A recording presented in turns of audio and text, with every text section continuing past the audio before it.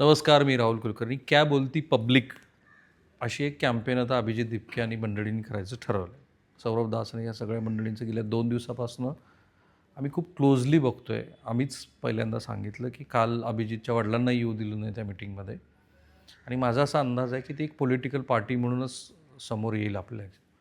एक आणखी एखादं दुसरं आंदोलन होईल आणि त्याच्यानंतर कारण क्या बोलती पब्लिकमधनं पब्लिक सेंटिमेंट काय आहे ते समजून घेण्याचा त्यांचा प्रयत्न सुरू आहे. आता मग अशा वेळेला ही आता सगळी जंतर मंतरवरती सहभागी असलेली टीम होती. मला ह्या सगळ्यांशी बोलावं असं वाटलं कारण अनेक बाबी आहेत. भाषा, त्याच्यानंतर आत्ताच राष्ट्रीय स्वयंसेवक संघाचे प्रमुख सरसंघचालक श्री मोहन भागवत हे दिल्लीत की मुंबईमध्ये रिलायन्स फाउंडेशनचा एक कार्यक्रम सुरू आहे, त्याच्याशी ते बोलत आहेत आणि तिथे विद्यार्थी त्यांना प्रश्न विचारतात किंवा टीनेजर किंवा जेनझीपैकी कुणीतरी त्यांची मुलाखत घेत आहे आणि ते असं म्हणत आहेत की आमच्या पिढीपेक्षा ही जी जेनझी आहे ती अधिक देशभक्त आहे. सो हे बदललेले सूर आहेत, मी चांगल्या कॉन्टेक्स्टमध्ये म्हणतो. किंवा सरकारसुद्धा आता ह्या जेनझीच्या संदर्भामध्ये इन्स्टावरती स्वतः पंतप्रधान आलेच आहेत. मंत्र्याने बहुधा तेच सांगितले गेले की you should have to go and reach to youngsters. तर मग आता ही 40 कोटी लोकसंख्या आहे, त्याच्यापैकी 29.40 लाख तरुण हे पहिल्यांदा मतदान करायचं. आता हा शिंदे आहे जो संगमनेरचा आहे, तो पहिल्यांदा मतदान टाकेल त्या मतदारसंघात की जिथे बाळासाहेब थोरात स्टॉलवर त्यांचा पराभव झाला आणि खताळ तिथे निवडून आले. सो हा जो बदल आहे ना, ह्या बदलामध्ये ह्या तरुणांना काय वाटतं तर हे सगळं समजून घेऊन. पण त्याच्या आधी ये क्या दिखा रहे थे आप मुझे, वो दिखाइए व्हिडिओ क्या हुआ था.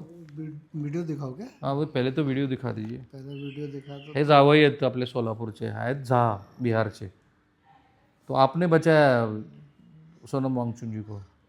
वो वीडियो दिखाओ कि जो भी दिखाना चाहते हैं दिखाइए. मैं बोला चोट खाया हुआ वीडियो. ये देखिए मारने का उनका तरीका दिखा देता हूँ कि वो दिखा दीजिए पहले उनका प्यार कैसे बरस रहा था. जिन्हें हम चुनते हैं वो हमें किस तरीके से ढूंढते हैं. ये हमारे नौकर हमारे मालिक बन जाते हैं. हम इन्हें चुनते क्यों? इसलिए ज़्यादा वक्त तक नौकर नहीं रखना चाहिए. ठीक आहे. वो तो हे बघा क्लोजली घे रे जरा. पोटावर पण लाठी आहे, गर्दन असं धरले होते आणि 10-15 जण 4 दिवस मी जेवले नाही होते. ते होते पकडा जरा तुमच्या हां. 4 दिवस मी जेवले नाही होते ठोस आहार, फक्त लिक्विडवर होते. मी त्यांना विचारत पण होतं ॲडव्होकेट सरला की बाबा आमच्या जे टीम आहे त्यांना की मी हंगर स्ट्राईक कसं मुलं चालू करतो की जेव तर सकत नाही. ते मारले की त्यानंतर मी जेवायचं विसरले. 4 दिवस मी जेवले नाही. 4 दिवस. तर 24 तारीख रात्री मी महाराष्ट्र सदनला होते आणि महाराष्ट्र सदनमध्ये तिकडे जेवले मी. महाराष्ट्र सदनमध्ये MSB, हां ही एक मोठी गोष्टी आहे. MSB वालेच्या जे महाराष्ट्र सुरक्षा बल आहे ते मला रात्री 12 वाजता म्हणते की ही काय आपले पोराचा जीव घ्यायचे काय MSB वालेच्या. मी 24 तारीख रात्री 12 वाजता महाराष्ट्र सदनमध्ये, ही ती मोठी गोष्टी म्हणतो मी. महाराष्ट्र सदनमध्ये मी होते.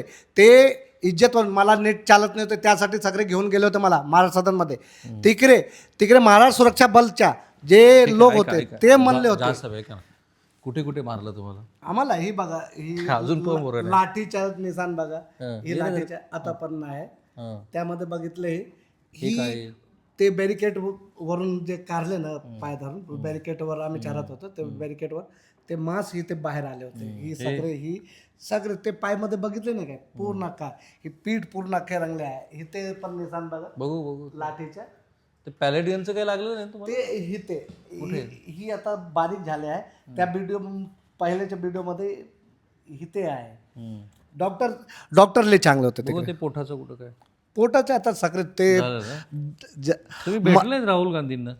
नाही, राहुल गांधीला नाही आतापर्यंत. मला भीती होत होते त्यासाठी मला पोलीस पण चेतावणी दिली होते तू सोबत समोर येऊ नको, नाहीतर मला उद्धव ठाकरेच्या ते प्रोग्राममध्ये पण इन्व्हाइट होते तिकडे पण ना केले. हे सगळे माझे मित्रमंडळी म्हणले तू काय करतो, सगळ्याला फेम पाहिजे, सगळ्याला फेम पाहिजे. ही उद्याही पण म्हणत होते की सगळ्याला फेम पाहिजे. त्यासाठी उद्या मी बोलायची कोशिश केली पण तिकडे आमचा इंटरव्ह्यू नाही झाले. ते बिहारी माणूस चांगलं मराठी लोक आमच्या 17 वर्ष झाले इथे लग्न झालेलं. ते हर्षीगावच्या मंदिर जे आहे ते आम्ही उद्घाटन केले आहे. आईमाता मंदिर 2010 15 फरवरीच्या उद्घाटन आम्ही केलं होतं. 10 दिवसच्या ते इस्कॉन मंदिरच्या उद्घाटन आम्ही केले आहे. त्यामुळे आम्ही वाचले आहे. त्यामुळे तुमचं पूर्ण नाव काय? सागर सुबोध झा.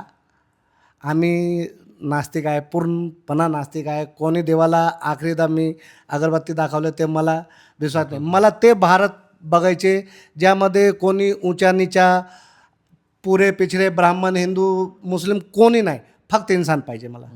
त्यामुळे मी तुम्ही स्वतः जातो. ब्राह्मण आहे. मी स्वतः ब्राह्मण आहे, मी ते वेद पढ़लेलं आहे, तर मला माहीत आहे त्यामध्ये आमच्या कोणकोणत्या ते वेगळे विषय होणार. ते काय पण आता पोलीस तुम्हाला काय विचारतात? पोलीस काय नाही म्हणते, बाबा तू कामधंदेवर लक्ष दे, ही सक्रियवरून लांब राहा. पण सक्रिय आमच्या फोन कॉल आले कॉल नाही आणे, आम्हाला डायरेक्ट जरी भेटून. सागरला जरी फोन नसते आले तरी श्रावणीकडे फार इंटरेस्टिंग. श्रावणी, तुमचं पूर्ण नाव सांगा. माझं नाव श्रावणी जितेंद्र बुवा. पोलिसांचा किस्सा सांगायचा झाला तर काय नाही, रविवारी, मागच्या रविवारी दुपारी 4च्या दरम्यान अमित शहांची जेव्हा दौरा पुण्यामध्ये होता त्यावेळेला साधारणतः ते सगळं झाल्यानंतर दौरा वगैरे त्यांचा 4:30च्या दरम्यान मला एक कॉल आला. मी दुसऱ्या एका माझ्या मित्राशी बोलत असल्यामुळे तो कॉल मी माझ्याकडनं 4 ते 5 वेळा तो बिझी लागला त्यांना. तरी सातत्याने ते कॉल करत होते, म्हणून मग एका पॉईंटला मी तो कॉल उचलला. कॉलवर ट्रू कॉलरवर PSI अस्मिता असं काहीतरी लिहिलेलं होतं. मी उचलला कॉल, तर त्यांनी मला सांगितलं की तुझं नाव श्रावणी बुवा का? मी म्हणलं हो. तर तुम्ही दिल्लीला होतात ना? मी म्हणलं हो, आम्ही गेलो होतो दिल्लीला, विद्यार्थी म्हणून मी गेले होते. मग ते मला म्हणले की तुम्ही माझं जे जैन बोर्डिंगच्या इथे मी राहते मॉडेल कॉलनीमध्ये, तर मग आता पत्ता सगळ्यांना माहिती आहेच त्यामुळे मी आऊट केला. तर तुम्ही जैन बोर्डिंगच्या इथे राहता ना? मी म्हणले की हो, मी तिथे राहते. तर ते म्हणले आम्ही आलो आहोत तिथे तुमच्या घराखाली. पोलीस. तर मग त्यांनी त्यांच्या सिनियरला कॉल दिला. मग त्या दोन नावं मला कळली, PSI API अस्मिता लाड आणि PSI अभिषेक माने काहीतरी. आणि मग त्यांनी मला सांगितलं की आम्ही इथे आलो आहोत आणि म्हणजे आमच्यासोबत त्यांची व्हॅन आणि त्यांचे सगळे इतर पोलीस वगैरे, आणि त्यांना चौकशी करायची आहे. मग मी म्हणलं की मी आत्ता सध्या घरी नाही आहे, तर मग चौकशी कसली तुम्हाला करायची आहे? तर तेच तुम्ही दिल्लीला गेला होता त्याबाबत आम्हाला चौकशी करायची आहे. मग मी माझ्या वकील आणि हे सगळे ह्यांना तो कॉल कट केला. त्यांना म्हणलं मी 15 मिनिटात तुमच्यापर्यंत पोहोचते, मी सध्या घरी नाही आहे. आणि मग मी इतरांना, वकिलांना, माझ्या इतर साथीदारांना, कॉम्रेड्सना कॉल केला आणि त्यांनी मग त्यांच्याशी बोलले. आणि जेव्हा त्यांनी कॉल करून, म्हणजे वकिलांनी वगैरे कॉल करून विचारलं, त्यावेळेला त्यांना ते संशयास्पद वाटलं की जर चौकशी करायची असेल तर ते घरी का येत नाही आहेत, किंवा चौकशी करायची असेल तर त्यांनी पोलीस स्टेशन, ह्याच्या आधीही आमची जेव्हा चौकशी करायची होती, ज्या वेळेला आमच्या विरोधात RSSने काही अर्ज वगैरे दिले, तर त्यावेळेला पोलिसांनी आम्हाला स्वतः पोलीस स्टेशनला बोलवलेलं आहे. फर्ग्युसनची मी विद्यार्थिनी असल्यामुळे डेक्कन पोलीस स्टेशनकडनं मला अनेकदा कॉल आले की तुम्ही या, आम्हाला तुमची चौकशी करायची. पण हे घरात येणं, व्हॅन घेऊन येणं, पिंजरा घेऊन येणं, घराखाली येणं, हो, म्हणजे त्यांनी माझ्याकडे एक फोटो आहे, मी नंतर तुम्हाला पाठवेन. माझ्या तुझ्या मोबाईलमध्ये आहे? शोधायला लागेल. माझ्या लहान भावाने काढला होता की ते जेव्हा घराखाली आले तेव्हा ते काय काय त्यांचे सगळे ते गाडी आणि लोक, म्हणजे पोलीस, लेडी कॉन्स्टेबल्स आणि ते एक API, एक सिनियर PI, असं सगळं त्यांचा लवाजमा आला होता घराखाली. तर मग त्यांना कॉल केला आम्ही आणि त्यांना सक्त ताकीद दिली की तुम्ही म्हणजे तुम्ही आम्हाला चौकशीला बोलवा, आम्ही वकिलांसोबत येतो पोलीस स्टेशनमध्ये. किती वेळ झाला श्रावणी तुमच्याबरोबर? पोलिसांचे कॉल जर म्हणलात तर ते 3 ते 4 वेळा आलेले आहेत त्या काळामध्ये. आणि पोलीस घराखाली येण्याचं प्रकरण एकदाच झालं. असा अनुभव तुमच्यापैकी आणखी कोणाला आला? एक मिनिट. हां, इंटरेस्टिंग आहे. तुमचं नाव सांगा. ठीक आहे. माझं नाव अजिंक्य गायकवाड. जवाब दो तर्फे जवाब दो म्हणून एक संघटना आहे जी लोकशाही संविधानिक हक्कासाठी पुण्यामध्ये मोहीम राबवते. तर पुण्यामध्ये जंतर मंतरवर गेलेल्या युवकांचा अनुभवाचे मनोगत सांगण्याचा कार्यक्रम आम्ही श्रमिकमध्ये पहिला ऑर्गनाईज केलेला. पण श्रमिक हे कशाचं महानगरपालिकेच्या अंडर असल्यामुळे आणि महानगरपालिकेमध्ये भाजपाची सत्ता असल्यामुळे तिथून पोलिसांना फोन गेले श्रमिकला की तुम्ही येथे कार्यक्रम घेऊ नका. आणि तसा तो निर्णय झाला श्रमिकचा. आणि श्रमिकचा आम्हाला फोन आला की तुम्ही इथे कार्यक्रम घेऊ नका, तुम्ही दुसऱ्या ठिकाणी कोणत्या तरी कार्यक्रम घ्या. म्हणजे हा तुमचा कार्यक्रम ऐनवेळी रद्द झाला? ऐनवेळी रद्द झाला. जागा तिथली रद्द झाली. जागा रद्द झाली. जागा रद्द झाल्यामुळे आम्ही इथे राष्ट्रीय सेवा दलामध्ये हा कार्यक्रम घेतला. राष्ट्रीय सेवा दलाची जागा आम्हाला लगेच अवेलेबल झाली. तसं आम्ही पोलिसांना इंटिमेशन दिली की आम्ही इथे कार्यक्रम घेतोय राष्ट्रीय सेवा दलामध्ये.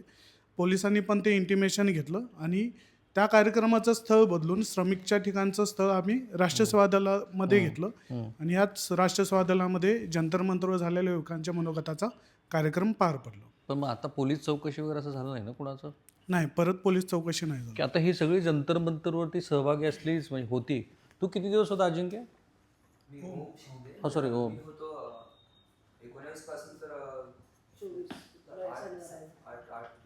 हां ते पकड 8 दिवस आम्ही होतो तिथे. बर 19 ते 25. अच्छा, मग आता तो पहिल्यांदा मतदान टाकणार. हो. बरं, मग आता मला सांग, तुला काय वाटतं CJP हा एक राजकीय पक्ष व्हावा का? CJP हा राजकीय पक्ष व्हावा तर मला असं मला स्वतःने वाटत की तो राजकीय पक्ष व्हावा, की माझं काय त्याच्यावर मत नाही आहे काय हो. पण कारण त्यांनी त्यांची जी मूळ भूमिका आहे त्यांनी ती खूप सांगितली नाही, की त्यांची वैचारिक जी भूमिका आहे ती त्या आयडिओलॉजी त्यांनी क्लिअर नाही केलेली, तर त्याच्यावर मी जास्त काही सांगू नाही शकत सध्या. म्हणजे तुझं म्हणणं की आधी पण त्यांनी जे एज्युकेशनवर त्यांनी जे बोललं तर तो त्यांचा एक मुद्दा होता, पण त्यांची वैचारिक भूमिका स्पष्ट नसल्यामुळे आपण नाही सांगू शकत. नाही, पण आता मला सांग की समजा तो राजकीय पक्ष म्हणून एक पर्याय उभा राहिला तर will you vote for it political party? By seeing all other options I guess I will vote them. हो. दुसऱ्या ऑप्शन समोर जर so you cannot to compare all the political entities in front of you, then only you cannot to decide. या बरोबर ना? Right. असं नाही की CJP आता स्थापन झालं लगेच त्याला मतदान केलं. हां. बरोबर. हे पुसदकर तुमच्याकडे घ्या जरा, तुमचा परिचय करून द्या ना महाराष्ट्र. हेलो, मैं आदम अहमद पुसद से, यवतमाल डिस्ट्रिक्ट पुसद तालुका. कितने दिन थे वहाँ पर जंतर? मैं जंतर मंतर पे 22 को गया था, 20 और 26 तक था. 4 दिन के लिए मैं उधर था. मैं देखा 20 का प्रोग्राम के लिए मुझे जाना था, लेकिन मैं थोड़ा काम था तो उसकी वजह से जा नहीं पाया. लेकिन फिर मुझे ऐसा लगा क्या मैं ज़िंदगी भर रिग्रेट करूँगा कैसे मैं नहीं गया था, और देख लिया था मैं कैसा जुल्म हो रहा था करके स्टूडेंट्स के ऊपर. As being a student and law student मुझे मैं चले गया. एंड आफ्टर गोइंग देयर मैं देखा क्या माहौल उधर अच्छा था. जैसा लोग नैरेटिव फैला रहे थे, सोशल मीडिया पे अलग अलग नैरेटिव देखने को मिल रहे थे. सोशल मीडिया पे जंतर मंतर देखना और एक्चुअली उधर जाके जंतर मंतर देखना is two whole different things. बहुत फर्क. What are the differences you realize? क्योंकि डिफरेंसेस ऐसा था कि अब सोशल मीडिया पे अलग अलग नैरेटिव्स फैल रहे थे, लेकिन वहाँ पे जाके समझा क्या सीधा सीधा वहाँ पे सबके लिए चीज़ क्लियर थी. वहाँ पे सेक्युलरिज्म था. वहाँ पे एक ही चीज़ चाहिए थी, धर्मेंद्र प्रधान का रेजिग्नेशन. वहाँ पे दूसरे चीज़ों के लिए चल रहा नहीं था. नहीं तो मैं देखा क्या RSS, ये जातिवाद, ब्राह्मणवाद, बहुत सारे मैं खुद के दोस्त स्टोरीज डाल रहे थे एंड अपोजिंग स्टोरीज. लाइक कोई न्यूट्रल नहीं रह रहा था. लोग बीजेपी की साइड रह रहे थे. At this point of time मुझे लगता क्या लोगों को न्यूट्रल रहना चाहिए, और क्या सही है और क्या गलत है वो देख के डिसीजन लेना चाहिए, rather than being one कोई एक साइड को choose. So how do you see, how do you rate the language some of the protesters used there? Later on it was a big debate issue. I know, लेकिन language का कुछ language तो गलत थी, लेकिन हे सगळ्यांना वाटतं की ही भाषा चुकीची. लैंग्वेज गलत थी क्योंकि तरीका गलत था. नहीं ठीक है ना, आगे वाले पुलिस का, गवर्नमेंट का सिंगल वर्ड में कह दिया कि लैंग्वेज सही नहीं थी, तरीका शायद तरीका गलत होगा. थोड़ा तरीका गलत असं सगळ्यांना वाटतं की भाषा योग्य नव्हती. हां एक हल्का से थोडा हां तुझं नाव जरा सांग बरं. Preeti, I am comrade Preeti from Barshi. मला अजिबात वाटत नाही की भाषा वगैरे चुकीची होती. थोडा अश्लील वल्गर वर्ड्स यूज झाले प्रोटेस्टमध्ये, I understand. But do you endorse all these things? I mean, whatever language they used. I don't justify the vulgar language there, but So हे सगळ्यांचं मत आहे ना की वल्गरिटी. Okay fine. हां, पण जे रुलिंग पार्टी और पॉलिटिकल लीडर्स जे आहेत ते ह्या लँग्वेजपेक्षा जास्ती वल्गर वागत आहेत actually. Okay. And some of them are convicted rapist and sexual molesters. So त्याच्याशी जर कम्पेअर केलं तर मला नाही So वाटत can you की say the two wrong things can equally be said as one good thing? दोन चुकीच्या गोष्टींना आपण असं म्हणू शकतो का की ती एक बरोबरच आहे? ते चुकीचंच वागतायत. हां हां श्रावणी. मला असं वाटतं की आम्ही जेनझीज, मी सुद्धा जेनझी आहे, खूप लोकांचा विश्वास नाही आहे त्याच्यावर. माझं वय 23 आहे, 2002चा जन्म माझा आहे. विश्वास आहे ना, तू ज्या पद्धतीने ज्या कॉन्फिडन्सने बोलते तर मला असं वाटतं की आम्ही जेनझीज खूप जास्त संस्कारी मुलं आहोत क्या आणि बात आम्ही आहे, क्या बात आहे, टालिया. आणि आमच्यावर जे संस्कार झाले ते आम्ही अगदी तंतोतंत पाळतो. ते आम्ही पंतप्रधान आईच्या बद्दल Yes, पंतप्रधान yes. फार तर नाराज झाले त्याबद्दल. नाही पण परंतु मला पंतप्रधानांना हे सांगायचे की आम्ही तुम्हाला बघत मोठे झालो ना. आम्ही पार्लमेंट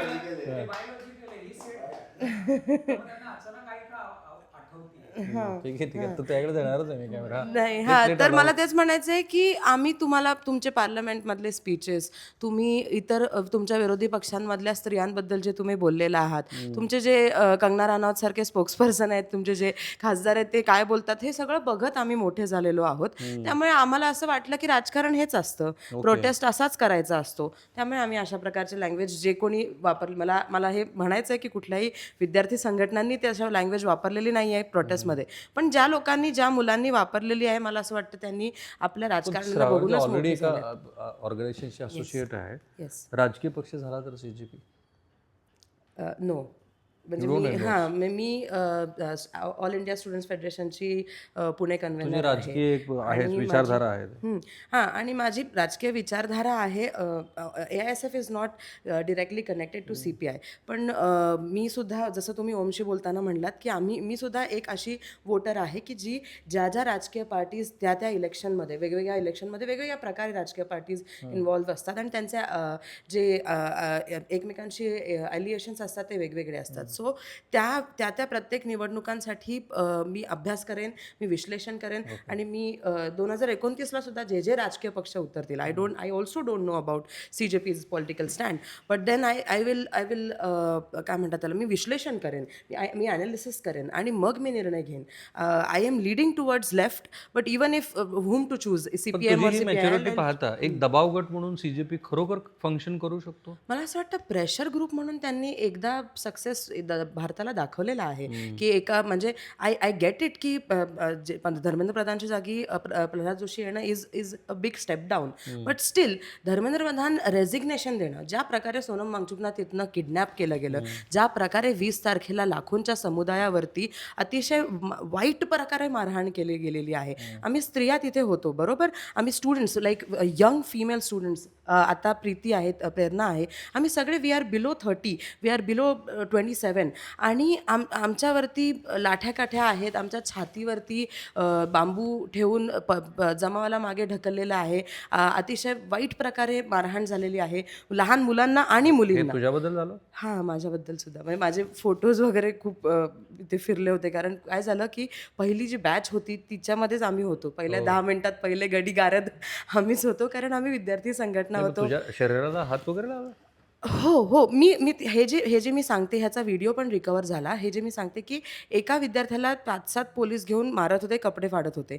म्हणून मी कॉम्रेड प्रतीक्षा जी आहे अमरावतीची ती आणि इतर महिला ज्या होत्या, विद्यार्थिनी ज्या होत्या, त्या आम्ही काय केलं की आम्ही ह्युमन चेन बनवली आणि जमावाला घेरलं ह्युमन चेननी, सो दॅट पोलिसांचा लाठीचार्ज त्यांच्यापर्यंत पोहोचू नये. आम्हाला असं वाटलं की दिल्ली पोलीस, तिथे कोणी लेडी कॉन्स्टेबल किंवा महिला पोलीस नव्हत्या, सो आम्हाला असं वाटलं की हे मेल पोलीस ऑफिसर्स आम्हाला मारणार नाहीत असं वाटलं, पण दे प्रूव्ड अस रॉंग. आणि मग त्यांनी ते जे आहे ते जे मला नंतर कळलं की आंदोलनामध्ये खूप म्हणजे ही खूप यूज टू वे आहे की काठी जी आहे लाकडाची ती तुम्ही अगेन्स्ट ठेवता मॉबच्या आणि मॉबला मागे ढकलता, पण like I think they were not used to female protesters, they did it to us आणि आमच्या it was put against our chest. So या आपल्या बी कोणाला वाटतं की CJP हा एक राजकीय पक्ष झाला पाहिजे? हां, तुम्ही पूर्ण नाव द्या तुमचं. मी ॲडव्होकेट गुणाजी मोरे. तुम्ही किती दिवस होते वकील साहेब? मी 19 जूनला मी तिथं गेलो होतो. माझ्यासाठी दिल्ली तर नवीनच होती, जंतर मंतर तर पुढचा भाग होता. कारण ज्यावेळेस जंतर मंतरवरती गेलो तर आम्ही बघितलं की तिथं कचरा वगैरे होता. आम्हाला नियोजनामध्ये आम्ही होतो, तर स्टेजचं नियोजन करताना कुठनं एंट्रन्स आउट हे आम्ही ठरवलं. आणि त्यानंतर 20 जूनपासून जे काही प्रोटेस्ट चालू झालं, सुरुवातीचा जो टप्पा होता तो आपणही बघितलेला आहे की संख्या कमी होती, परंतु संख्या जरी कमी असली तर प्रत्येक दिवशी तेवढीच संख्या नवीन येत होती, ती स्किप होत होती, असं एक होतं.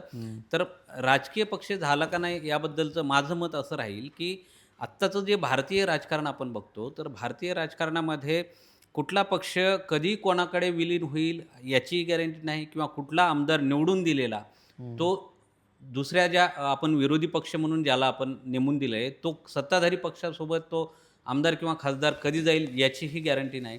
दुसरी गोष्ट आत्ता आयडिओलॉजीची आहे. आयडिओलॉजी पण आता मॅटर नाही करत. कोणाचीही आयडिओलॉजी हे कोणाशीही म्हणजे विलीन होऊ शकतात. जसं की आता पश्चिम बंगालमध्ये घडलं, आपल्याही महाराष्ट्रामध्ये खासदार आमदार विलीन झाले. तर या सगळ्या वातावरण भारतीय राजकारणाच्या असं वाटतं की एक ऑप्शन म्हणून जर एखादा चांगल्या शिक्षणाच्या मुद्द्यावरती जर एंट्री करत असेल पक्ष, करेल का नाही तो त्यांचा भाग आहे, परंतु जर का करत असेल तर यापेक्षा म्हणजे मला वाटतं की एक पर्याय म्हणून ठीक आहे. कॉल घ्यायला काय तर हरकत नाही. तुमचं वय आणि एकूण तुमचा समाजातला वावर बघता तो तुम्ही ह्या मुलांपेक्षा वेगळा विचार करता, पण मुळात मला ह्यांच्याशी जास्त बोलायचं होतं. तुला वाटतं की हा प्रेशर ग्रुप म्हणून आणखी काही मुद्दे, जसं आता क्या बोलती पब्लिक वगैरे, ही तर आपल्या सगळ्यांची ती भाषा आहे. काय करू शकतं CJP भविष्यात, आणि तू तिथे काय केलंस जंतर मंतरवर? लाईक मी तिथे 20 तारीखला पोचले आणि मी अगोदर चलो महाराष्ट्र दिल्ली हा जो कॅम्पेन आम्ही राबवलं होतं, सो मी ते कोऑर्डिनेट करत होते. माझं निश्चित नव्हतं की मी तिथे जाणार. सो एका पॉईंटला जेव्हा आम्ही कोऑर्डिनेट करत होतो ना, आपल्या मागे एक रिस्पॉन्सिबिलिटी ते आपण पाठवलं, पण आपण पण प्रत्यक्षात राहिलं पाहिजे. आणि हे माझं सेकंड टाईम होतं जंतर मंतरला. या अगोदर मी म्हणजे 2-1 वर्ष अगोदर तिथे जंतर मंतरला प्रोटेस्टला गेले. पण यावेळेसचा माझा एक्सपिरियन्स खूप डिफरंट होता. ज्या पद्धतीने त्यांनी पोलिसांना एक प्रोटोकॉल असतो ना, गाईडलाईन्स असतात जेव्हा पॉवर यूज करायचे, ते तर खूप लाईक ग्रे होतं. जसं श्रावणीने एक्सप्लेन केलं लाईक पॉवर यूज करताना लाईक ॲटलिस्ट जर फिमेल कॉन्स्टेबल असती तर त्याची परिभाषा काही वेगळी राहिली असती. तिथे मेल पोलीस होते. सो इट्स लाईक दॅट की तुम्ही ठीक आहे, तुमच्याकडे ती ऑथॉरिटी आहे, पण याचा अर्थ तुम्ही कोणाला हॅरॅसमेंट कराल असं नाही होत. तुझ्याबद्दल काय झालं? माझ्यासोबत अशा पद्धतीचा व्यवहार नाही झालेला तिथे. कारण की आम्ही ठिकाणी. वेगवेगळ्या ठिकाणी होतो. पण मी एक माझा एक्सपिरियन्स सांगते. काय मला त्या भगदडमध्ये तिथे माझ्या पायाला दुखापत झाली होती, लाईक नख तुटलेला गर्दीमुळं. सो मी त्या डॉक्टर्स लोक जिथे कॅम्प सेट केलं होतं, मी तिथं गेले. तिथं अजून काही ज्या पेशंट्स होते ज्यांना लाठी चार्ज वगैरे झालेला, तर ट्रीटमेंट घ्यायला येत होते. तर एका पॉईंटनंतर पोलिसांनी त्यांच्याकडे पण येऊन टीअर गॅसेस स्प्रेड केले. सो मला हे म्हणायचं की ते ह्युमन राईटच्या अगेन्स्ट होतं त्या गोष्टी. म्हणजे ॲटलिस्ट तुम्ही ठीक आहे, तुम्हाला माहिती आहे की प्रोटेस्टर येत आहेत आणि मॉब कमी नाही होत आहे, तुम्ही कंट्रोल नाही करू शकत आहात, मग त्यांना तुम्ही एका क्षणाला म्हणजे ॲटलिस्ट ट्रीटमेंट पण नाही घेऊ देत आहेत. ही खूप अमानुष पद्धत आहे. ठीक आहे. आणि तुला CJP हा दबावगट म्हणून वाटतं असं करू शकतो? त्यांनी ते रिझल्ट दाखवले आहे. बघू की पुढं त्यांचे वैचारिक काय ते स्टँड घेतात. पण तेवढी पॉलिटिकल मॅच्युरिटी दिसते. म्हणजे अभिजितला मी भेटलो, 2-3 इंटरव्ह्यू पण आम्ही बघितले, केले पण. ते फॅमिलीला पण मी भेटलेलो आहे. किंवा आता ही बाकीची सगळी जी मंडळी आहेत, ती जी पॉलिटिकल सेन्स आणि जे अंडरस्टँडिंग लागते आहे त्या कोर टीममध्ये. या डेफिनेटली आहे, पण अजून मला त्यांचे वैचारिक पातळी समजून घ्यावं लागेल. कारण की जस्ट ते नवीन आले आहेत. कारण की आता मी स्टुडंट ऑर्गनायझेशनच्या पार्ट राहिले आहे. सो ग्राउंड लेवलवर आम्ही काम करतोय, म्हणजे ज्या पद्धतीने स्कूल कॉलेजेसमध्ये. पण त्यांनी एक जसं लाईक जे एक कॉक्रोच या वर्डवरून हे सगळं फॉर्मेशन झालं आहे. तो पण व्हिडिओ गेम खेळता किंवा हां, सो ठीक आहे, ते सिरियसनेस दिसते. हा प्रोटेस्ट झाला आणि तिला घेऊन अशा भरपूर मुद्द्यांना घेऊन आता झारखंडबद्दल ऐकतोय किंवा सो ग्राउंड लेवलवरची रियालिटी खूप डिफरंट आहे. Like what? लाईक ग्राउंड लेवलवर जातो, आपल्याला तिथल्या बेसिक प्रॉब्लेम्स कळतात, किंवा आपण अभ्यास करतो. ग्राउंडवर आपले थॉट्स एक्सप्रेस करताना खूप प्रॉब्लेम येतात, खूप सारे प्रेशर, पॉलिटिकल प्रेशर्स येतात. आपण ते डील करत राहतो स्टेप बाय स्टेप. जसं आता फॉर एक्झाम्पल आता श्रावणीला पोलिसांचं कॉल आलं, ह्या सगळ्या गोष्टी ह्या ग्राउंड रियालिटी आहेत. तुझं वय किती आता? 28. तुझं दीदी? I am 22. 23. तू तर आता 18 आप 22 आप राईट. ह्या 20, 22, 23 वर्षाच्या मुलांचे हे विचार ऐकल्यानंतर, आता अर्थात ती सगळी विद्यार्थी संघटनेशी चळवळीत असलेली पण मुलं आहेत, काही नाही पण आहेत. तर तुम्हाला लक्षात येतं की ही आपण जी धारणा आहे साधारण त्याच्यापेक्षा फार वेगळा विचार करतायत. तुझं राहिले. So what you are saying की तुम्हाला एखाद्या संघटनेला मोठ्या प्लॅटफॉर्मवरती म्हणजे दबावगट किंवा पॉलिटिकल एंटिटी करण्यासाठी खूप आणखी स्टडीची गरज आहे. खूप दॅट्स व्हॉट. हां, बरोबर ना? येस. ओके. तुझं राहिलं होतं. तुझं नाव सांग मित्र. माझं नाव यश आहे आणि मला माझं आडनाव आणि ते सांगायची लाज वाटायला लागली आता. काय? त्याचं कारण हा जो समाज आहे, तुमच्या आडनावावरून तुमचं जात, पात, धर्म कन्सिडर केलं जातं. हा. आणि मला असं वाटतं की आता मला आडनाव लावायचं नाही. पण तू आरक्षणाच्या पण विरोधात असशील लगेच मग. मी आरक्षणाचा विरोधात आहे की नाही तो नंतरचा मुद्दा आहे. बरं, ठीक. पहिलं मी माझं पर्सनल बघणार आहे. हम्म.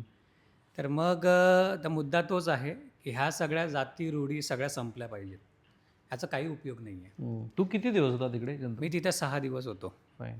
आणि द थिंग इज की ह्या म्हणजे हे सगळं जे काही आपण चर्चा करतोय त्याच्यामध्ये सगळ्यात कोर जो मुद्दा आहे विचारांवरती आपण करतोय. आत्ता ज्या विचारांसाठी जे लोक डिफेंड करतायत, उदाहरणार्थ मग ते भले RSS असतील, बरं ते कुठल्याही पॉलिटिशियन पार्टी असेल, कुठलंही भाजप असेल, एनिथिंग वॉट एव्हर, तुम्ही जे मी पाहतोय मला हे कळत नाही आहे सगळ्या कोरमध्ये माणुसकी कुठेच दिसत नाही आहे. जी लोक भाजपच्या विरोधात असतील किंवा त्यांच्या विचारांच्या विरोधात असू दे किंवा नसू दे, आणि त्याच्या डिफेंड करणारी लोकंसुद्धा जी माणसं आवाज उचलत आहेत त्यांनाही कमेंट्समध्ये जे सोशल मीडिया असेल किंवा आपसात बोलताना ह्या लोकांना मारलं पाहिजे. जर तुमचं एवढं थोर हे आपसात बोलताना बोलतात की फेसलेस सोशल मीडियावरती फेसलेस सोशल मीडियावर बोलतात सुद्धा आणि फेस असलेल्या ठिकाणी बोलतात. शिवाय मित्रमैत्रिणींसोबत पण आमचा वाद होतोय. पण हे अलीकडे 2014 नंतर वाढलं की त्याच्या आधी पण होतं? त्याच्या आधी नव्हतं माझ्या मते तरी. मला तरी वाटत नाही असं काही मी तेव्हा अनुभव घेतलेला आहे. Responsible for all this stupidity? मला वाटतं हे सगळे विचारवंतांमुळं. कारण ते स्वतःला थोर पुरुष मांडतात किंवा विश्वगुरू मांडतात आणि त्यांना जर का पाणी देता येत नाही प्रोटेस्टंटना आणि ते ब्रिटिशांपेक्षा वाईट वागू शकतात हे दाखवून द्यायची ताकद त्यांच्यात आहे, मग ते लाज वाटण्यासारखं आहे का हे प्रश्न आहे. आणि दुसरी गोष्ट म्हणजे जसं विचार तुमचे थोर असतील तर मग वागा की थोरसारखं बाबा. तुमच्या जर आणि तुमच्या थोर पुरुषाला तुम्ही फॉलो करता, मग तुम्ही लोकांना मारण्याऐवजी सुधारवण्याचं काम नाही का नाही करत? या की बोला की गप्पा मारू की आपण. मारायचीच भाषा का करता? माझा मित्र एक आहे, तो लहानपणाचा सोबती आम्ही वाढलेलो आहे, तो भाजपमध्ये काम करतो.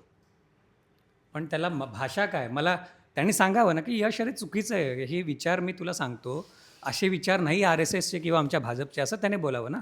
रादर देन तुझा थोवाड बंद कर, तुला मारेन तिकडे येऊन. ही भाषा जर तुमच्या भाजपच्या हे लोकांनी, काय गर्वातनं आलंय 2014 पासून आता 12 हे वर्ष सगळं पॉवर गेम आहे. ओके. पॉवर मिळाली, कुत्रं विचारत नव्हतं ज्यांना, आज जे त्यांना त्या पक्षामध्ये मिळालं वॉट एव्हर रिझन, गुंडागर्दी करून किंवा काही असेल, आणि आज त्यांना पॉवर मिळाली म्हणून तो पॉवर दाखवायचा गेम हा चालला आहे. म्हणून CJP सारखा पण जसं तुम्ही प्रश्न करताय, CJP पण जरी पक्ष झालं किंवा काय झालं, आम्ही त्यांना भलेही माझं समर्थन असेल, मला इतरांचं माहीत नाही, माझंच मी सांगतो, समर्थन असेल, पण CJP जर पॉवरचं खेळ करायला लागलं की आम्ही त्यांच्या विरोधात पण बोलू. असं नाही की आज आम्ही त्यांच्या बाजूने उभे आहोत हे सगळं त्यांनाही भास होत असेल, पण आम्ही त्यांच्या बाजूने नाही, त्यांच्या विचारांच्याच बाजूने आहोत. नॉट CJP किंवा कॉक्रोच जे काही आहे. विचार महत्त्वाचे आहेत. जर तुम्ही माणुसकीच्या विचाराने असाल तर आम्ही सोबत आहोत. जे जेनजी किंवा जे विचार करतात ते मला असं वाटतं जिथे आलेली ते लोक माणुसकी म्हणून आले. म्हणून तुझं जे मित्रांचं सर्कल आहे त्याच्यामध्ये हा विषय चर्चेत येतो का की धर्म जात याला फारसं महत्त्व नाही आहे? What you guys discuss all about?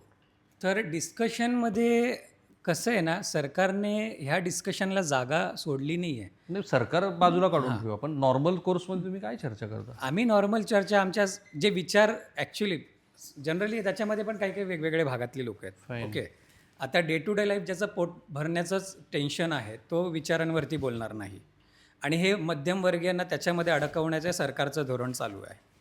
म्हणून त्या सगळ्या आम्ही रांगेमध्ये उभे राहतो, त्याच्यातच आमचा वेळ जातो. आणि त्याच्यामुळे बाकी ज्यांना वेळ आहे, इनफ पैसा आहे किंवा काय आहे, ती लोक बोलतात. तर ऑब्व्हियसली या विचारांवरती आम्ही गप्पा मारतो. विवाह संस्थेबद्दल काय मत आहे तुझं? मला त्याच्याविषयी वाचावं लागेल. मग आपल्यापैकी कोणाला काही बोलायचं? विवाह संस्थेबद्दल काय मत आहे तुझं? काय मत आहे? एक मिनिट. हे अलीकडे जो थोडासा ढासाळलेपणा दिसतोय, ही जी पारंपरिक पद्धती होती, विवाह संस्थाच ॲज सच, तू कधी विचार केला की ही आता काय म्हणजे कुठल्या लेवलला आली विवाह संस्था? टू बी ऑनेस्ट, मी माझ्या डोळ्यांसमोर तर कधी कोणाला लग्न करून खुश राहिलेलं बघितलेलं नाही आहे. सो तो स्पेशली माझे मम्मी आणि पप्पा, दे आर डिवोर्स्ड. सो माझा तो ट्रॉमा आहे, ट्रस्ट इश्यूज आहेत. सो पहिले माझं हे होतं की नाही, लग्न नाहीच करायचं, आपण आपल्या मम्मीसोबत राहायचं फक्त. हे माझं ओपिनियन होतं. नंतर जसं जसं चेंज झालं माइंडसेटमध्ये माझ्या की ठीक आहे, पण नंतर पण कळालं की जेव्हा राईट टाईम म्हणजे राईट एज नसतं लग्न करण्यासाठी, जेव्हा आपल्याला एक राईट पर्सन भेटतो, that is the right time to get married. Fine fine. मित्रा पुसदकर, ते कमिटेड रिलेशनशिपबद्दल काय मत आहे तुझं? कमिटेड रिलेशनशिप तो बहुत अच्छी चीज़ होती है लेकिन आजकल मैंने कमिटमेंट सही आदमी को सही सवाल पूछे. लेकिन वो नहीं, अगर से मैं भी ना बदलूं तो आगे वाले की बदल जाती है. आज का जमाना ही थोड़ा अलग है, किस पे भरोसा नहीं कर सकते. You can trust peoples. आजकल के दोस्त अलग है भाई, लोगों की आइडियोलॉजीज अलग है, और कमिटमेंट तो लेकिन आप जिस धर्म से बिलोंग करते, क्या आपको लगता है कि जो एक स्ट्रक्चर बहुत ही कंजर्वेटिव टाइप का था, जो हम लोग बाहर से देखते हैं, एक्चुअली अब उसमें कितना क्रैक्स आए हैं? एक्चुअली कैसा है ना, अगर से रिलीजियस पॉइंट ऑफ व्यू से बोले तो बहुत रिजिड है. सभी कल्चर बहुत रिजिड है. अगर से हिंदुइज्म देख लिए, मुस्लिम, बहुत जो ऊपर की जनरेशन है, बहुत रिजिडिटी है. उन लोग नहीं है क्या, बहुत ठोस है. उन लोग के ओपिनियन, विचार वो लोग बदल नहीं सकते, अडेप्ट नहीं करना चाहते. राइट. लेकिन राइट नाउ हम लोग जो जेंजीज है, हम लोग हर चीज़ को अडेप्ट करते हुए चल रहे हैं. हम लोग सेक्युलरिज्म अडेप्ट कर रहे हैं. हम लोग वो नहीं चाहते जो वैसा देखते, हर चीज़ को मतलब इतना, मतलब ये फॉलो करना है तो करना ही है. नहीं यार, इसको अगर सब तकलीफ हो रही हो लोगों तो चेंज कर दो. वक्त के हिसाब से बदलना पड़ता है, और वही है अडेप्ट. अगर से तो नहीं क्या करें, मौलाना को भी कभी कभी सवाल पूछे जाते हैं ये जेनजी की तरफ से? हाँ क्यों नहीं. मैं अगर से गया तो मैं खुद गया था जमात में. मेरे तो बहुत क्वेश्चंस थे चीज़ों को लेके, अलग अलग चीज़ों को लेके. वो लोग खुश भी रहते, वो लोग आंसर भी कर देते, लेकिन एक वो उनके पॉइंट ऑफ व्यू से करते और मैं वो उनके पॉइंट ऑफ व्यू से सुन लेता हूँ. लेकिन उसके अंदर मेरा खुद का भी एक पॉइंट ऑफ व्यू लगा के मैं खुद के लिए ओपिनियन बनाता. मेरा जो है बढ़िया. उसको मैं देखता हूँ, what I feel right is, उसको मैं मानता हूँ, और वही आयडियोलॉजी लेके मैं चलता. ओके. हे विवाह संस्थेबद्दलच आपण बोलला तर खरं तर व्यापक आहे ती संकल्पना. तुमचं काय मत आहे? माझं स्पष्टपणे असं मत आहे की जसं हा म्हणला तसं रिजिडिटी आहे, ती जी ट्रेडिशनल रिजिडिटी आहे ती नक्कीच आहे. स्वातंत्र्याची कन्सेप्ट त्याच्यामध्ये एक्सपेक्टेड आहे, आणि आपण म्हणजे आता जेनझीज ते आणतीलच, पण त्याच्या पलीकडे ते जाऊन होणारच आहे. पण काय आहे की स्वातंत्र्य इज नॉट इक्वल टू, किंवा त्याच्यामध्ये आपण एक जी मुक्तता म्हणतो आहोत, या रिजिडिटीला विरोध करणारी जी मुक्तता आहे, ती मुक्तता म्हणजे काय, just asking questions to stupid meaningless things. Like? हां, म्हणजे की जातीमध्ये लग्न, धर्मामध्ये लग्न, किंवा तुमची इच्छा नसलेल्या पार्टनरसोबत तुमचं लग्न करून देणं, या प्रकारच्या ज्या गोष्टी आहेत यांना नक्कीच, किंवा दुसरा कोणीतरी तुमच्यासाठी तुमचा पार्टनर निवडणं, ह्या गोष्टी आहेत त्या नक्कीच त्याला जेनझीज क्वेश्चन करणार आहेत, आम्ही सगळे क्वेश्चन करणार आहोत. बट अपार्ट फ्रॉम दॅट मला हेही वाटतं की हा जो समाज आहे ह्याच्यामध्ये लोक बिकॉज ऑफ भांडवलशाही, बिकॉज ऑफ एक जे पोस्ट मॉडर्न हे आहे समाजाची जी परिस्थिती आहे, त्याच्यामध्ये माणूस एकटा पडत आहे. ह्यांनी जे म्हणलं की कमिटमेंट आहे ती committed relationship is a really good thing, मेरे साथ नाही हो रहा है, तर ह्याचा एकट्याचाच नाही आहे, आमच्या सगळ्यांचाच तो एक्सपिरियन्स आहे, आणि we don't want that. Why this is we happening? Do I mean- want I mean, why this is happening? मला ते एक जे It's because of exposure of many things. हां, म्हणजे ऑप्शन हा जो ऑप्शन नावाची जी गोष्ट आहे, ही जी रासरोस अवेलेबल आहे, तर ह्या गोष्टीमुळे पण तोटा आहेच. पण आता मगाशी पण तुम्ही प्रश्न विचारला तेव्हा मला हे उत्तर द्यायचं की त्याच्या बुनियादमध्ये जाऊया. ऑप्शन नावाची गोष्ट आहे ही कशामुळे अवेलेबल झालेली आहे, डेटिंग ॲप्ससारख्या गोष्टी. म्हणजे तुम्ही नाती विकायला ठेवलीत ना, म्हणजे आमच्या एका क्लिकवरती आमच्यासमोर फोटोज येत आहेत, ग्राफिक्स येत आहेत, आणि त्याच्यावरती मुलींसाठी सिक्स पॅक्स ॲब्सवाली मुलं आणि मुलांसाठी अगदी फिगरमधल्या मुली दिसत आहेत, आणि आमच्या एका क्लिकवरती आम्ही त्यांना लेफ्ट स्वाईप किंवा राईट स्वाईप करतोय. इवन इंस्टाग्राम फॉर एक्झाम्पल, ज्याच्यावरनं आम्ही क्रांती घडवली, इंस्टाग्राम, त्याच्यामध्ये मेसेज रिक्वेस्ट नावाचा ऑप्शन आहे. एखाद्या माणसाला माझ्याशी माणूस म्हणून जर बोलायचं असेल तर त्याला मला विनंती का करायला लागते? एखाद्या माणसाला माझ्याशी डेटवर जायचं असेल किंवा माझ्यासोबत नातेसंबंध प्रस्थापित करायचे असतील तर मी त्याला ॲक्सेप्ट किंवा रिजेक्ट करण्याचा अधिकार मला कुठून येतो? सो हा जो जो ऑप्शन आहे तो मला असं वाटतं की मॉडर्निझम तर आहेत पण कॅपिटलिझम खूप मोठा मुद्दा आहे. एक कंझ्युमरिझमचं जे एक ट्रेडिशन आलेली आहे ती कंझ्युमरिझम पण ह्याच्यातला खूप मोठा आणि महत्त्वाचा मला मुद्दा जरा आहे. ह्या तरुण मित्रा आत्ता तुझ्यामध्ये देशात काय प्रश्न आहेत सध्या? माझ्यासाठी देशात प्रश्न तर एज्युकेशनबद्दल खूप प्रश्न आहे. जसं हे जे प्रायव्हेटायझेशन आणि जे कमर्शियलायझेशन होतं एज्युकेशनचं, जे कोचिंग माफियाच करताय, जे आपण बघतोय की आता 11वी-12वीमध्ये लोक शाळेत नाही जात आहे. जेई नीटवाले हे लोक शाळेत नाही जात, हे जातात कोचिंगला. आणि शाळेवाले काय करतात, ही सध्या परिस्थिती आहे. तर जे कॉलेजेस आहेत ते त्यांच्याशी अफिलेटेड राहतात आतल्यात, तर लोक 11वीच्या एक्झाम्स पण देत नाही, काही देत नाही आणि ते तसेच पास होत आहे. 11th पास होतं हे मी बघितलं आहे, हे मी सांगतोय. आणि कोचिंगवाले ते त्याच्या मागून पैसा कमवतात. पालक काय विचार करतात की चला पोरगं शिकणार आहे इथे, ते शिक्षण आपल्याला कॉलेजेसमध्ये जे आहे ज्युनियर कॉलेजेसमध्ये का तुझं नाही वय देऊ शकत? 18च आहे ना? किती वय आहे तुझं? 18च. हां, तर अशा गोष्टी होत आहेत. कोचिंग माफिया जे आहे एज्युकेशनमध्ये तुला प्रायव्हेटायझेशन खूप झालेलं दिसतंय. खूप खूप खूप होत आहे. ओके, आपण ते एज्युकेशन का नाही देऊ शकत आहे, जे एज्युकेशन कोचिंगवाले देऊ शकतात? हा तो एक मुद्दा. आणखी आणखी जे आहे एज्युकेशन झालं, बाकी जे आता समजा तुम्ही मोनोगामीबद्दल बोलत होता, विवाह पद्धतीबद्दल, तर त्याच्यावर मला बोलायचं होतं की अच्छा त्याच्यावर पण तुला बोलायचं. जेनझी नाही जेनझी असं माझं मत असं आहे की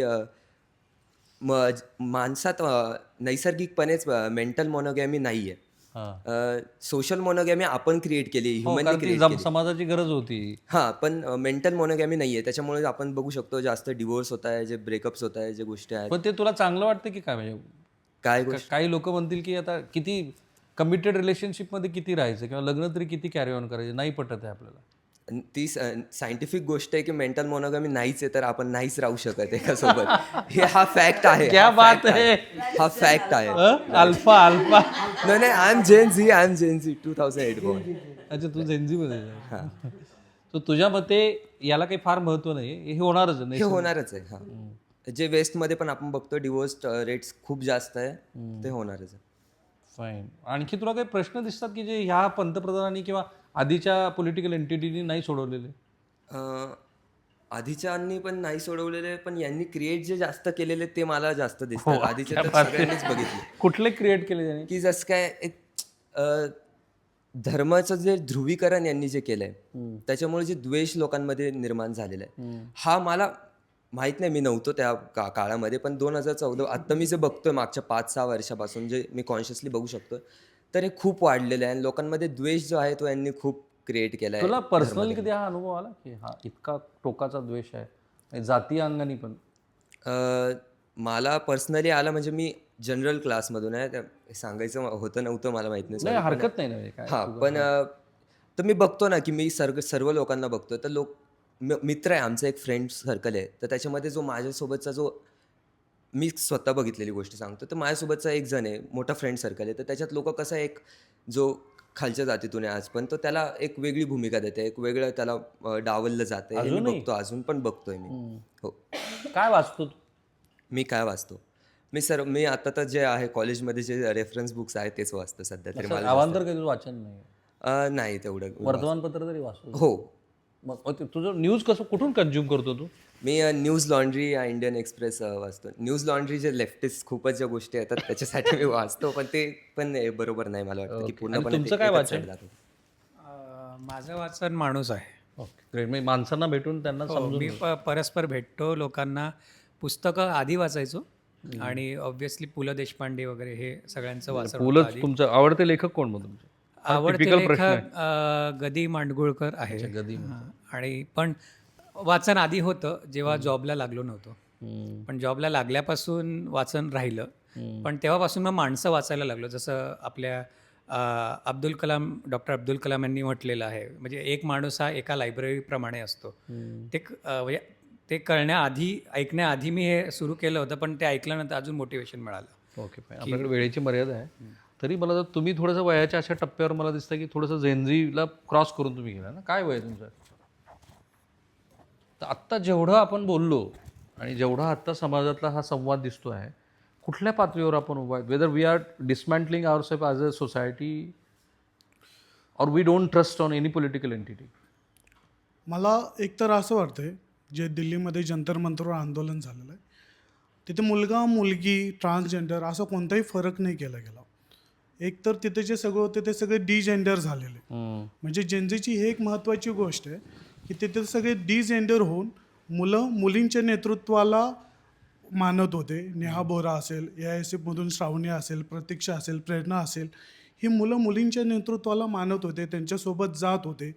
तसंच आपण पितृसत्ता म्हणून जी एक चौकट बनवलेलं आहे की मुलं बलवान पाहिजेत, मुलांनी भावना व्यक्त नाही करता आल्या पाहिजेत, मुलं कायम जिंकता आली पाहिजेत, मुलांना कायम जिंकायला हवं, मुलांनी रडता कामा नये. जर कोण रडत असेल तर तू काय मुलगी आहेस का असा प्रश्न विचारतात. पण मला जंतर मंतरवर ते दिसलं नाही. एक तर जंतर मंतरवर मुलं रडत होती, आपल्या भावना व्यक्त करत होती. जर मेडिकल कॅम्प्स घेत होते, मेडिकल कॅम्प्समध्ये मुले दिसली जी मुलींना मदत करत होते. जर पोलिसांनी कोणाला अटक केली असेल तर त्यांच्या पालकांशी बोलवत होती मुलं. मग हे असं सगळ्या पद्धतीनं होत होतं. म्हणजे तिथं जे आहेत ते मुलं मुली ट्रान्सजेंडर असा कोणताही भेदभाव नव्हता. ही जी आहे ती जमेची बाब आहे जेन झीची. त्या जागी माझ्यासारखं जर मिलेनियल असता तर तिथे काहीतरी क्लॅशेस झाले असते जेंडरबद्दल, ह्याच्याबद्दल, त्याच्याबद्दल. ही जेनझीची मला चांगली गोष्ट वाटली की ते असं वावरत होते तिथं, हलकेपणाने वावरत होते पूर्ण. मुली मुलांच्या सोबत तिथं सेफ मानत होत्या.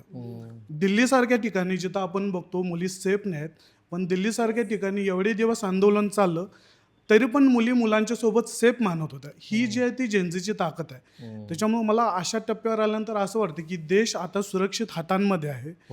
देशाला मुलींनी जरी नेतृत्व केलं तरी ते चालणार आहे. मला वाटते की देशाची पुढची पंतप्रधान जी असेल ती एखादी मुलगी असेल किंवा महिला असेल तर ती देशाला अधिक प्रगत करेल, अधिक पुढे घेऊन जाईल. आणि त्यांनाच जे ग्राउंडवरचे प्रश्न असतात, म्हणजे आता आपण लाडकी बहीण योजना वगैरे सुरू केलं. लाडकी बहीण योजनेने महिलांना फायदा होता का तर थोडाफार फायदा होत असेल, पण तो जास्तीत जास्त पैसा कुठे जातो? तो नवऱ्याला जातो, इकडे जातो, तिकडेच जातो. पण तिथेच जर सक्षम महिला जर असेल नेतृत्व करणारी तर महिलांच्या समस्या काय आहेत त्या समस्या जाणून त्या समस्यांचं निराकरण कसं करायचं, त्यांचे प्रॉब्लेम्स काय आहेत, त्या प्रॉब्लेमला कसं फेस करायचं, महिलांचं एम्पॉवरमेंट कसं करायचं, ह्या गोष्टींवर जास्त काम करतील, ना की महिलांना लाडकी बहिणा योजना वगैरे काढून त्यांना पैसे वगैरे देण्यासाठी. जे आता खरं गरजेचं आहे ह्या देशांमध्ये, जमिनीवरचे आणि देशातले जे प्रश्न आहेत ते प्रश्न जाणून त्याच्यावरती काम करणे हे असे जास्त 5 महत्त्वाचं आहे. प्रश्न सांगता येतील फटफट? 5 प्रश्न म्हणजे एक तर बघतो आपण एज्युकेशनचा प्रश्न जो आता ह्याच्याप्रमाणे आलेला आहे. एज्युकेशनमध्ये मी आणि यश आता चर्चा करत होतो. त्याच्यामध्ये फक्त एज्युकेशन हे डॉक्टर्स आणि इंजिनियर्स बनवायची फॅक्टरी सोडून त्याच्यासाठी अल्टरनेट एज्युकेशन प्रोव्हाइड करायला पाहिजे. मुलाचा ज्याच्यामध्ये इंटरेस्ट आहे त्या इंटरेस्टमध्ये त्या मुलाला काम करता आलं पाहिजे. अशा पॉलिसीज बनवायला पाहिजे जिथं आपण पूर्णपणे म्हणजे पूर्णपणे आपण त्याच्यामध्ये पाठीमागं आहोत. त्याच्यासाठी पॉलिसीज बनवायला पाहिजे, त्याच्यावरती काम करायला पाहिजे. हा एक एज्युकेशनचा मुद्दा झाला. दुसरा मला मुद्दा वाटतो की आरोग्याचा मुद्दा. जर आपण आरोग्याचा मुद्दा बघितला की बरेचसे सरकारी हॉस्पिटल जे आहेत, सरकारी हॉस्पिटलमध्ये सुविधा उपलब्ध नाहीत. त्या सुविधा सामान्य लोकांच्यापर्यंत कशा पोहोचता येतील, अधिकाधिक सरकारी दवाखाने स्टेबल किंवा आत्मनिर्भर जो शब्द वापरला पंतप्रधानांनी तो आत्मनिर्भर कसा करता येईल तो करायला पाहिजे. इकॉनॉमीच्या अनुषंगानं बघितला तर आज आपण बघतोय डॉलर जवळपास 100 रुपयाच्या आसपास आलेला आहे. आणि पंतप्रधानांनी एकदा बोलले की हे जिस देश का पैसा गिरता है वो देश गिरता है. मग आता पंतप्रधानांना पण ते त्याच्या पॉलिसीजमध्ये पण चेंज करता यायला पाहिजे इकॉनॉमीची जर पॉलिसी. म्हणजे तुम्ही सगळ्याच अंगानेचा विषय विचार करता. अच्छा, मला जरा हिच्याशी बोलायचं आहे. असं आहे की मी वृंदा करात, प्रकाश करात आणि सीताराम येचुरी सगळ्यांना भेटलो आहे. सीताराम येचुरींच्या बरोबर आम्ही दिवसभर पूर्ण राहून त्यांची प्रदीर्घ मुलाखत केली आणि मी त्यांना हा प्रश्न विचारला होता की डाव्यांचं कुठं चुकलं. तर माझं व्यक्तिशः असं मत होतं, जे त्याच्या मताशी ते सहमत झाले, की आपली जी कास्ट पॉलिटिक्स आहे ते डाव्यांनी नाही समजून घेतली, राईट. आणि त्यामुळं एक आयडिओलॉजिकल स्टँड होता, त्याच्यामध्ये फार प्रामाणिकपणा पण होता वगैरे एका टप्प्यात. सो तुझ्यामध्ये डाव्यांचा जो विचार आहे आत्ता, तू पॉलिटिक्स म्हणून कुठं बघतेस तू? कॉम्प्लिकेटेड क्वेश्चन आहे, कारण की मला असं वाटतं मी त्याच्यावर आता अभ्यास करत आहे, कारण की इंडियामध्ये डायव्हर्सिटी आहे आणि इंडियन ज्युडिशरी पण कोणाच्या पर्सनल लॉजमध्ये इंटरफेअर नाही करत जोपर्यंत तो कोर पार्ट ऑफ रिलिजन नाही राहत तो प्रश्न.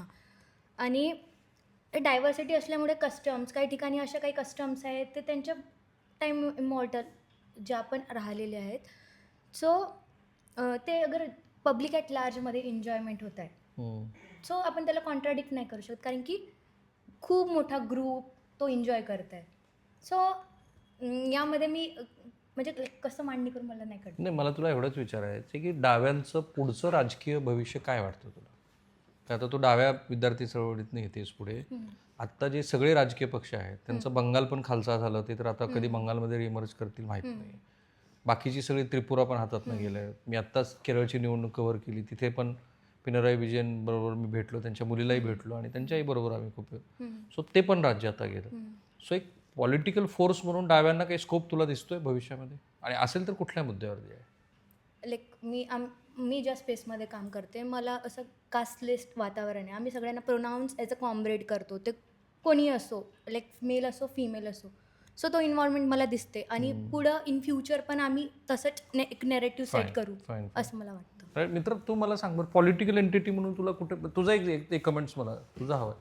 मी हा जो प्रश्न विचार आम्हाला to be honest, to be yes ऑनेस्टलीच मला असं वाटतं की आत्ता CJPने सुद्धा म्हणजे आशुतोष रांकांनी ट्विट केलेलं आहे की ते थँक्यू म्हणतात डाव्या विद्यार्थी संघटनांच्या गायडन्स आणि सपोर्टसाठी ह्याच्यामध्ये, आणि त्याच्यामध्ये Viraj Devang national president of ASF आणि आयशी घोष SFIची जी आहे तिला टॅग केलेलं आहे. तर तुम्ही जे म्हणालात आणि तुम्ही जे मेन्शनसुद्धा केलं की कास्ट पॉलिटिक्सबद्दल डाव्यांची संकुचित भूमिका असणं, किंवा मी स्वतः माझं जर तुम्ही पर्सनली प्रवास जर आपण नंतर चर्चा करू, माझा अल्ट्रा लेफ्ट टू माझा जो प्रवास आहे तो ultra left to right of the left जे म्हणलं CPIला मला असं वाटतं राईट ऑफ द लेफ्ट म्हणतात, पण माझं म्हणजे माझा प्रवास हा तिथून इथपर्यंत राहिलेला आहे वैचारिक आयडिओलॉजिकली. सो आणि मी स्वतः या प्रकारे बघते गोष्टींकडे की मागे ज्या गोष्टी झालेल्या आहेत, चुका झालेल्या आहेत, नक्की झालेल्या आहेत, पण आता आपण म्हणतो ना की आयडिओलॉजिकली तुम्ही नेहमी डायनॅमिक असलं पाहिजे. तुम्ही थिअरी ऑफ डिमार्केशनवरती, मी फिलॉसॉफीची स्टुडंट आहे, थिअरी ऑफ डिमार्केशनवरती तुम्ही विश्वास ठेवला पाहिजे.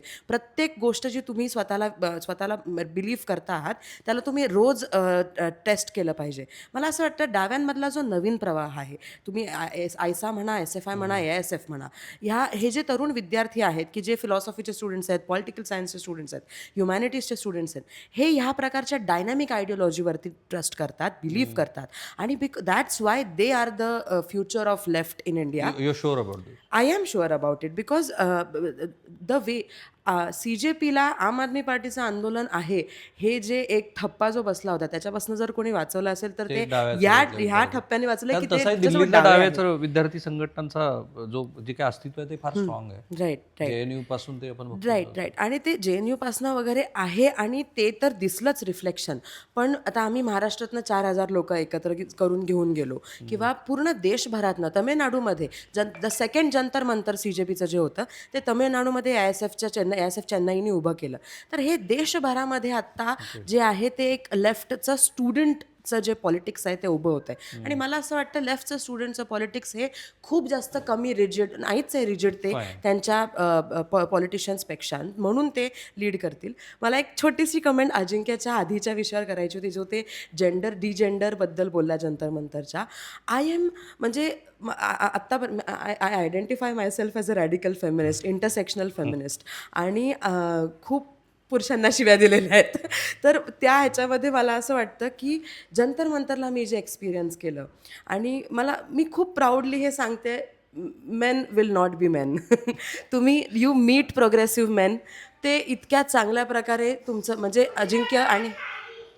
अजिंक्य आणि अजिंक्यसारखे इतर अनेक पुरुष मी स्वतः जंतर मंतरला पाहिले. मी पुण्यापासून म्हणजे विचार बदलला माझा.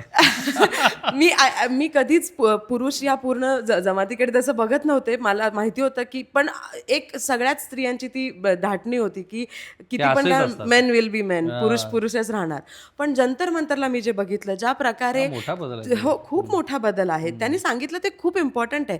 ज्या प्रकारे फिमेल लिडरशिप ॲक्सेप्ट करण्यात आलेली आहे, ज्या प्रकारे म्हणजे तुम्ही नॉर्मल जरी रील्स वगैरे इंस्टाग्राम वगैरे बघितलं तरी सुद्धा ज्या स्त्रिया वाचवत होत्या मुलांना, ज्या स्त्रिया पुढे होत्या, त्या स्त्रियांचं खूप जास्त ग्लोरिफिकेशन इंस्टाग्रामवर केलं. हे तर कुठल्या पॉलिटिकल पार्टीजचे लोक नव्हती, हे खूप नॉर्मल लोक होती. So men will not be men, you just trust them enough. मी तिघांना एक 1.5 मिनिटाचा वेळ देतो. तुम्हाला काय वाटतं पॉलिटिकल फ्युचर जे आहे भारताचं आयडियोलॉजी वाईज हाँ. कुठल्या दिशेला जाईल? अगर से जैसे दिशा में चल रहा है तो खत्म है, भारत नहीं रहेगा। मेरे को लगता है रास्ते पे लोग आ जाएंगे एक ना एक दिन। अगर से जो जो दिशा में चल रहा है, लेकिन जैसे कि अभी हो रहे रिफॉर्म्स हो रहे हैं, जैसे कि आज हम लोग इधर जमे हैं, ऐसे ही होता रहा, चेंज होना चाहिए, क्योंकि कुछ बचा नहीं है, बहुत ज़्यादा बढ़ गया है हर चीज़। अब जातिवाद बोल दो या कोई भी चीज़ में जाएंगे आप लोग तो यही दिखेगा, सब बटे हुए लोग हैं। आई मीन दोस्तों दोस्तों में बट जा रहे हैं। मैं तो फ्रेंड सर्कल में देख रहा हूँ मेरे। अगर से यही भारत का ये है तो मैं खुद नहीं रहना चाहूँगा ऐसे कंट्री में, मैं खुद छोड़ के चले जाऊँगा। बडी बात कही आपने. जसं तू म्हणलं की हा बटे हम लोग बट गए आपस में, म्हणून आम्हाला तुकडे तुकडे गँग म्हणताय असं मला वाटायला लागलं. तर कारण सगळ्यांना तुम्हीच तुकडे केलेत आणि तुम्हीच म्हणताय आम्ही तुकडे तुकडे गँग, मग तुमच्या विचारांमध्ये कन्फ्युजन आहे. माझा प्रश्न होता की राजकीयदृष्ट्या भारत कुणीकडे जाईल असं दिसतं? सर राजकीयदृष्ट्या भारत मला वाटतं राजकारणामुळे भारत खरंच मलाही वाटतं खूप अवघड आहे. कारण आत्ताही आपण जे काही भांडण करतोय, म्हणजे जी लोक खुश आहेत या सरकारशी, त्यांचं फार फार म्हणजे रस्ता चांगला आहे.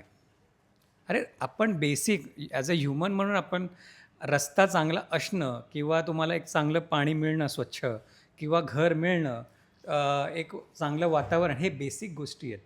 भारत स्वतंत्र होऊन आज इतकी वर्ष झाली आणि आपल्याला बेसिक गोष्टी मिळण्याखातर तुम्ही बॅनर लावता, ह्या खासदारांनी ह्या निधीतनं आम्हाला हे दिलं आणि धन्यवाद. अरे आपण नोकरला धन्यवाद का म्हणावं, हा प्रश्न आहे. हे आपलीच चूक आहे. आणि त्यांच्या मागे बिर्याणी दारूच्या बाटल्या मिळाल्यावरती त्यांच्या साहेब करणारे त्यांनी विचार करावा, ठीक. त्यांचं भविष्य काय. तुझं काय मित्रामत आहे भारत राजकीय फ्रंटवरती?